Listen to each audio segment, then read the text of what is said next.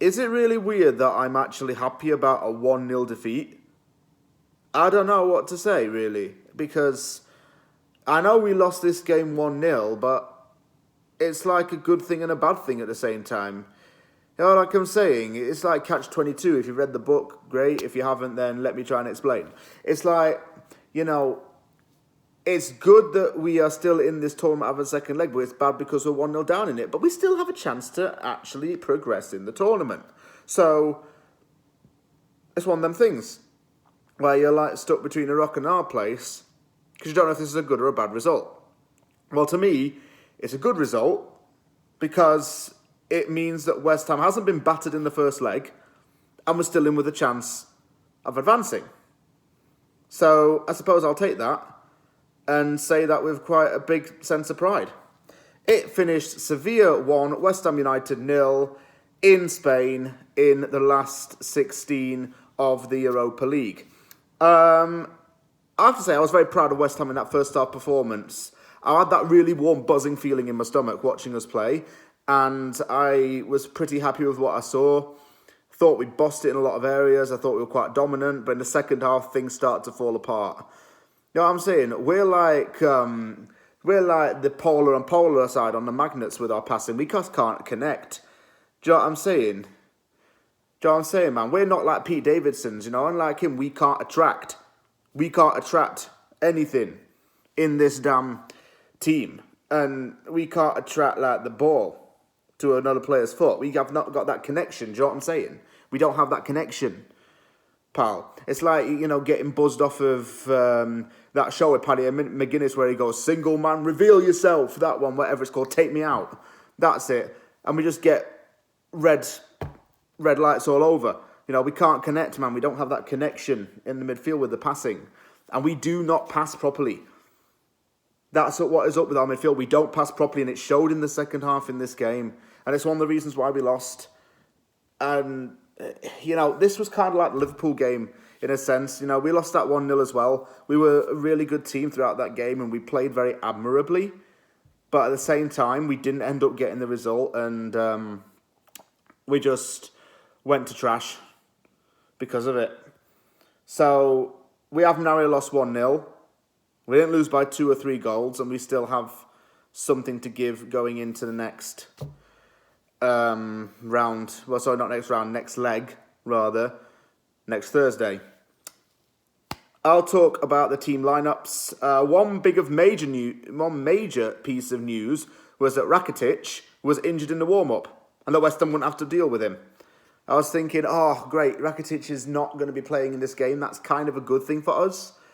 We had Vlašić on the wing. When's he going to play in his natural position? I don't know, but let's all agree that Vlašić is not a winger. Areola in goal. Sevilla had a lot of players out. Lamela, Diego Carlos, Thomas Delaney were all sidelined with injury and did not play.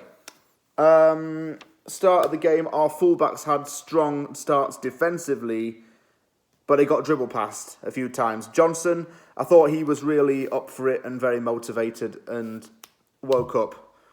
And for now on, I think he's got to be our starting right back. Johnson's proved himself in that position. Everyone said, should he be left back, right back? Right back for me, pardon. He's got to be right back in this team now. Another dominant display from him. Antonio was being a menace towards Sevilla. He ran and shot into the side netting, caused a few problems there. I think what it was is that we knew the magnitude of this game. We just had to settle down a little bit. Do you know what I'm saying? It's like moving into your new crib, settle down a bit, chill, and what have you. Vlašić was denied at close range as well, and this is what annoyed me. I've got to talk about this thinking about it. I can't believe he headed this ball. He should have struck it, and if he'd have struck that, he'd have had more chance of scoring it. And either way, there was a massive gap in the top corner of the net and he didn't fire that. Vlašić headed it straight at the keeper and there was a palm save. But then Antonio fumbled it and couldn't score it.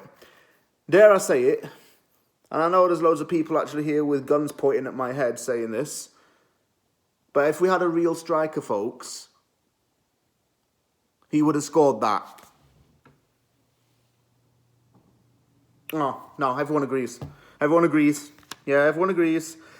But still, that was really close to Nikola Vlašić. And I've got to say, man, he was good in this game. Vlašić was good in this game. He had a very good display when he was on the ball, but his work off the ball needs improvement. Because when he's off the ball, he doesn't do anything. When he's on the ball, he tries, at least. I said that I see a bit of Eden Hazard in it, and I hope I am correct in that, because he's got a lot of potential. Moyes has signed this guy for nothing. Sevilla's boss was absolutely raging at the fact that his players were giving away cheap chances. We kept the ball on the ground, moved it low on the ground as well. We're not doing hoof ball or long balls. There's no point doing it against this lot. Areola had a little bit more to do later on. Vlašić came close again and forced out a corner. West Ham just had very good chances in that half. Really good half. Johnson and Vlašić were class. Johnson was reminding me of everything that Liverpool expected Trent Alexander-Arnold to be in terms of his defensive game.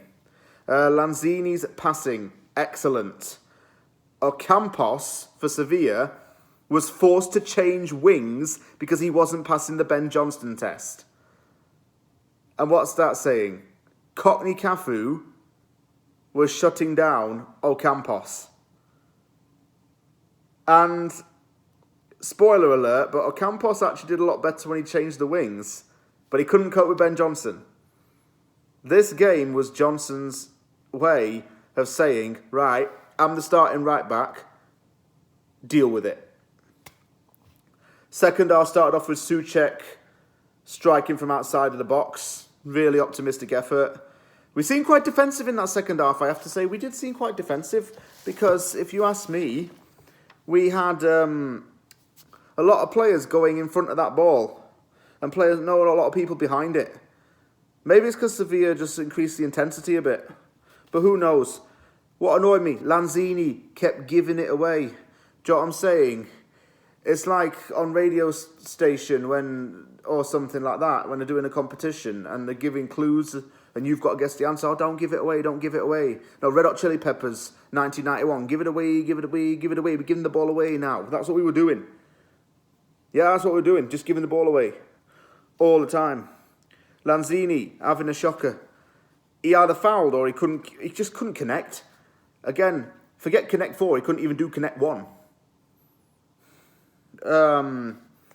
Then, on the 60th minute, Sevilla took the lead, and this is criminal defending. Okay, Zuma commits a foul, it's free kick to Sevilla, they whip it into the box, and El Hadidi, completely unmarked, fires it home first time, Areola doesn't even move. What doesn't help Areola is the fact he's got a lot of his own players standing in front of him, and when the ball's fired into the traffic, he can't see anything. He's blindsided completely. But the fact he's totally unmarked was criminal. Souček was having a sloppy game as well. He dropped a massive stinker. Massive stinker. My man was turning into Bohemian Ben Watson. That's exactly what was up. Do you know what I'm saying? Vlašić came off for Benrahma. Why Vlašić coming off? And why is Moyes making that substitution all the time? Vlašić came off. Why just not take off Souček or even Lanzini at that point? On came Benrahma. And when Benrahma came on, I've got to say, he's got something in him still, and he is still a very magical player. Europa League Benrahma is like a level 30 boss when he plays in Europa League. No matter how many times you try and defeat the guy, you cannot do it. He just absolutely will obliterate you. Doesn't matter how hard you smash your controller, he will obliterate your team. And Europa League Benrahma, like I say, different gravy, mate. He's not got Bisto, he's got Oxo cubes and all that in him right now. He's even got a little bit of sage and onion in him because he's different gravy, mate. He's different gravy. My mum makes poker gravy, by the way. And also, he added tempo and energy into the team. I don't know why I told us about gravy just then, but whatever. You get the idea. He looks more confident these days is what I'm trying to say. Benrahma looks so confident in the Europa League, and I think he's starting to grow a bit. Lanzini had a shot in the box that was blocked by Navas. It was like in the Liverpool game when he had that chance from close range. Lanzini had this chance as well. This time was a bit more rush, but Jesus Navas blocked it.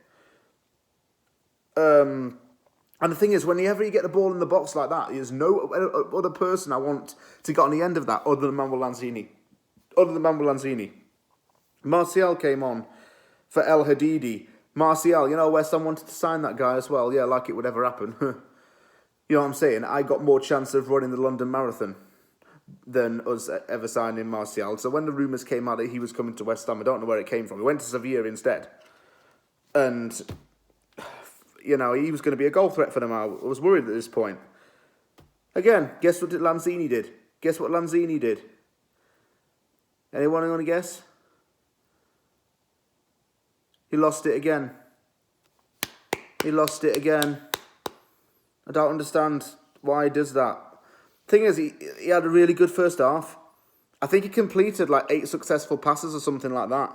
And then he just absolutely choked it. And no wonder he came off. And on came Mark Noble. Noble would suit better in the Souček role. Because when he came on against Liverpool, Noble was looking like a London Iniesta. He was like a younger version of Iniesta when he came on. And they're roughly around the same age anyway. So, you know, Noble would have benefited in that Souček role, like I've said in my notes here. But it was still a really good experience for West Ham's club captain to get some minutes. I don't know how Fornals lasted the full 90. I don't know what is up with him right now. It seems like we're 3 years down the line with Fornals and we still don't know his best position. And we don't know where he fits in that midfield. We've played him everywhere. We've played him winger, 10, holding, attacking. I don't know where he fits. Wing back, even. Where's it going? He doesn't communicate with anyone, really. He makes really rash decisions. I think he's a good player, but he needs to work on his decision-making and not be so rash with everything and not be so hesitant with everything. But it finished 1-0 to Sevilla. We still got a chance. This is actually a good 1-0 defeat because we can still benefit at the London Stadium. However, the pressure is still going to be on because we have to concede no goals and score 2 at the very minimum to go through into the next round. We have to score 2 more than them. It's very doable. They might have a few injured players back by then, which probably doesn't help our cause, but it's still very doable. We just got to keep the faith. Really good first half from us. Really impressed with a lot of things from West Ham. We just take it next Thursday to the London Stadium where it's going to be absolutely electric. I think they sold out the capacity for it. And, yeah, it is what it is kind of thing. Well, I shouldn't say that because I can't accept it for being what it is. But we have to take it on the chin, work with what we've got, and go again in the London Stadium in a week's time. As for the West Ham fans who travelled out there, I told you lot to rock that stadium for the full 90 and go absolutely mental for the full 90. You lot outsung these rowdy Spanish fans. And Spanish football fans are known for creating very loud, hostile, European-sensed vibed atmospheres. And West Ham outsung them for a lot of periods of the game. Everyone who flew out there, once-in-a-lifetime opportunity, and you did West Ham proud. Our away fans in Europe are the best, man. The best. And I'm proud of our fans. They got to see a good game in a really great stadium in a really lovely city. So, Sevilla can probably say the same thing when their fans come to London next week. Hopefully they enjoy their time there as well. Thank you very much for watching this video. If you liked the video, hit the like button and don't forget to sub for more content. Take care, everyone, and I'll see you all soon.